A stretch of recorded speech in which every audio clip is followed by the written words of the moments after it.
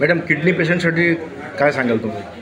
Kidney पेशंटसाठी kidney पेशंटसाठी आमच्या research through आम्ही आता जसं सांगितलं मॅडमने की ऑलमोस्ट 20,000 जीन्स आहेत. त्याच्यातले आम्ही 1500 जीन्स आयडेंटिफाय केले आहेत जे किडनी आजारात आहेत.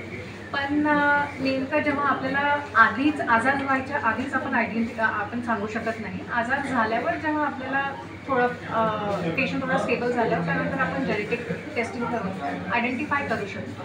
याच्यात ट्रीटमेंटमध्ये खूप जास्त फरक पडणार नाही. पण येणाऱ्या जनरेशनमध्ये येणाऱ्या पिढीमध्ये जर तो आजार होतो आहे की नाही ते जाणून घेणं जास्त आवश्यक आहे. जसं आपलं रिनल सेल कार्सिनोमा असेल.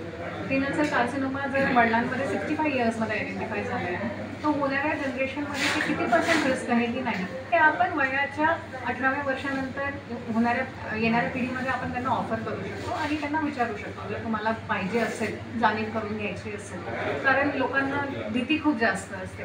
अनफॉर्च्युनेटली आमच्या इथे जेनेटिक कंडिशन्सला ट्रीटमेंट खूप कमी आहे. पण जर काही प्रकारे आम्ही त्यांना हेल्प करू शकतो इथे नाही तर इंटरनॅशनली सुद्धा तर ते खूप लाभदायक आहे. फड़के मैडम हैं जो कि इंडिया के फर्स्ट डीएम जेनेटिक्स हैं और मैडम का काम जेनेटिक्स के इंडस्ट्री में बहुत ज़्यादा है, बहुत बड़ा नाम है मैडम का. इसके साथ ही हमारे साथ डॉक्टर मयूरी हैं हु इज़ अगेन डीएम जेनेटिक्स जो नेल्सन हॉस्पिटल में हमारे department of genetics genetic clinic end counselling का शुरुआत कर रहे हैं. उनकी एचओडी हैं. सो जस्ट थोड़ा सा ब्रीफ जो आपको देना चाहूँगा मैं कि ये department of genetic clinic end counselling centre ये फर्स्ट ऑफ इट्स काइंड है. नागपुर में पहली बार इस तरीके का कंसेप्ट स्टार्ट हुआ है नेल्सन हॉस्पिटल में. जेनेटिक्स का नीड क्या है और जेनेटिक्स का इम्पोर्टेंस क्या है ये तो आपको जो फील्ड के एक्सपर्ट्स हैं वो आपको ज़्यादा अच्छे से बता पाएंगे. आज हम लोग यहाँ पे इकट्ठा हुए हैं सिर्फ और सिर्फ जेनेटिक क्लिनिक और काउंसलिंग सेंटर का नेल्सन हॉस्पिटल में इनॉग्रेशन करने के लिए. मैं रिक्वेस्ट करूँगा शोभा फड़के मैम को कि वो थोड़ा सा जेनेटिक्स के बारे में हम सबको थोड़ा सा ब्रीफ करें. नमस्कार आणि नेल्सन हॉस्पिटलला धन्यवाद आणि विशेष शुभेच्छा स्पेशली डॉक्टर मयूरीला young bright intelligent medical geneticist.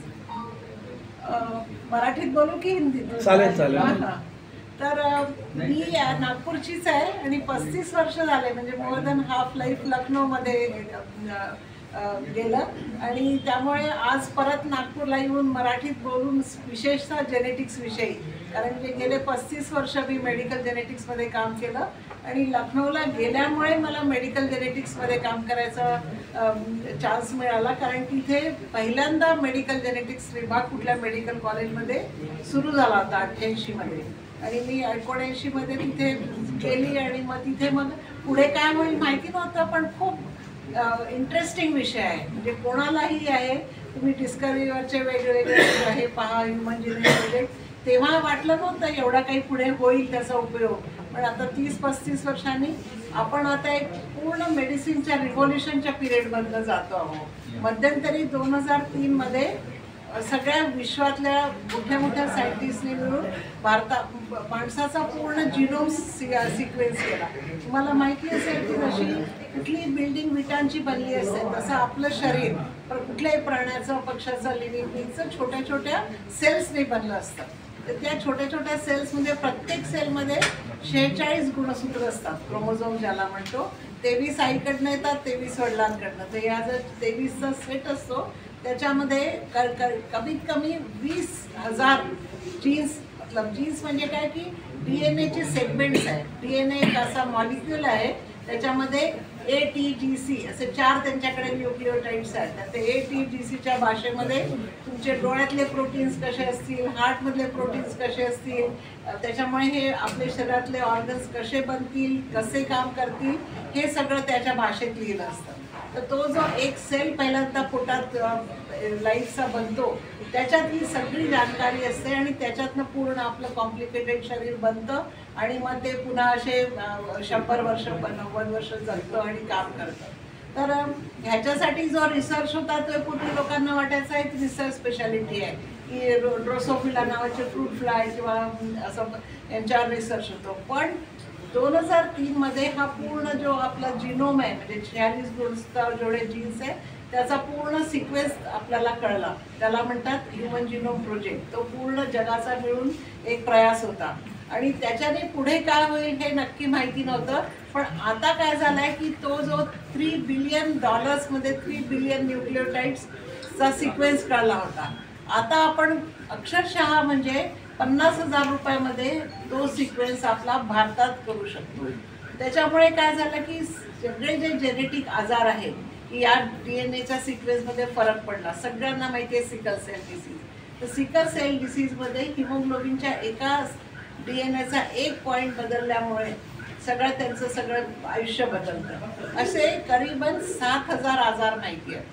तर त्यांना त्या आजारांमध्ये कोणत्या जीनची खराबी आहे काय खराबी आहे हे सगळं कळल्यामुळे काय झालं की आता मेडिकल जेनेटिक्स आणि असं जेनेटिक्स म्हणजे असं नाही आहे की कार्डिओलॉजी हार्टचा आजार, ऑफ्थॅल्मॉलॉजी डोळ्याचा, जेनेटिक्सचे आजार डोक्यापासून पायापर्यंत कुठलेही होतात. त्याच्यामुळे ती ऑर्गन बेस्ड स्पेशालिटी नाही आहे. पण मग त्याच्यामुळे काय झालं की कुठल्याही शरीराचा कुठलाही आजार असो तर जेनेटिक्स त्याच्यामध्ये महत्त्वाचं होतं आणि त्याच्यामुळे पूर्ण मेडिसिनची प्रॅक्टिस जी आहे त्याचं सेंट्रल स्टेज आता एक जेनेटिक्स विभाग झाला आहे. तर हे जे आजार आहेत बरेचशा आजारांना ट्रीटमेंट आहे, काही बऱ्याचना नाही आहे. तर मुख्य होतं की असा जर आजार कळला, कोणाला मंदबुद्धी विकलांग बिमारी आहे, ट्युशन मस्क्युलर डिस्ट्रॉफी सगळ्यांनी नाव ऐकलं असेल, जे फेसबुकवर आहे त्यांना माहिती आहे स्पायनल मस्क्युलर ॲट्रॉफी 16 करोड रुपयाची जीन थेरपी आहे. तर असे बरेचसे आजार जे आहेत यांचं निदान सहजगत्या होतं. आणि एक महत्त्वाची हे आहे की जे आमचं जेनेटिक्स डिपार्टमेंट तिथे सुरू झालं होतं 89मध्ये, तिथून 50-60 डॉक्टर्स आले आणि ट्रेन आणि मग बरेचशा ठिकाणी सेंटर्स झाले. त्यामुळे काय झालं आहे की जे परदेशात होतं ते आपल्याकडे 30 वर्षांनी व्हायचं. आता काय झालं आहे जे परदेशात होतं ते सगळं आपल्याकडे होऊ शकतं. त्याच्यामुळे हे जे जेनेटिक आजारांचं निदान एकदम चुटकीसरशी झालेलं आहे. आणि असे आजार जसं कोणाला मंदबुद्धी आहे, कोणाला विकलांग आहे, हिमोफिलिया आहे ज्यांचं ब्लड क्लॉट नाही होत, डोळ्याचे रातांधळेपणा नाईट ब्लाइंडनेस त्याच्यासाठी 50-60 जीन्स आहे, असे बरेचसे आजार आहेत त्यांना.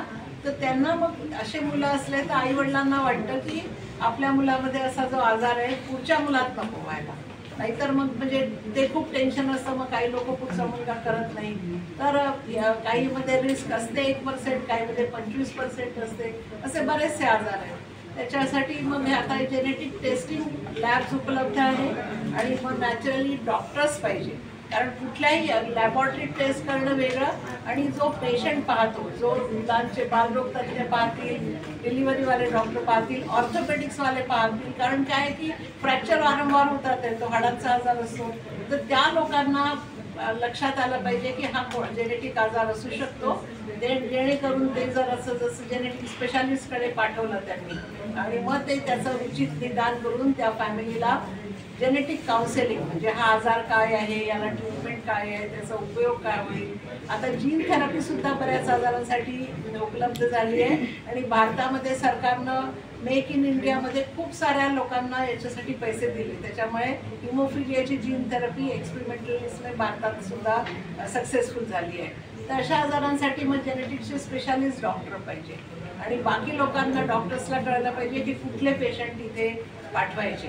मग त्या फॅमिलीतल्या मुलाचं निदान झालं आणि मग त्याप्रमाणे मग त्यांना आपण ॲडवाईस दिला की हा मंदबुद्धीचा आजार आहे, याला सध्या उपाय नाही आहे. क्वचित असं होतं की अनएक्सपेक्टेडली खूप साधा ट्रीटमेंट आहे असे आजार. पुष्कळदा बऱ्याच अशा मुलांना सेरेब्रल पाल्सी आहे, CP आहे म्हणून लोक काही टेस्ट नाही करायचे. तर ते CP शिवाय बरेच आजार असतात तसेच दिसतात. त्यातल्या काहींमध्ये बिलकुल इलाज नाही आहे. ल्युकोडिस्ट्रॉफी त्यांना आपण सांगू शकतो की पुढच्या मुलात व्हायची संभावना 25% आहे आणि आईच्या पोटात जे प्रेग्नेन्सी होईल 3ऱ्या महिन्यात आपण पोटातनं थोडंसं सॅम्पल घेऊन त्या बाळाला हा आजार आहे की नाही सांगू शकतो. आजार नसल्याची संभावना 75%. फॅमिली खुश होऊन जाईल की आजार नाही आहे, कळलं तर टेन्शन नाही.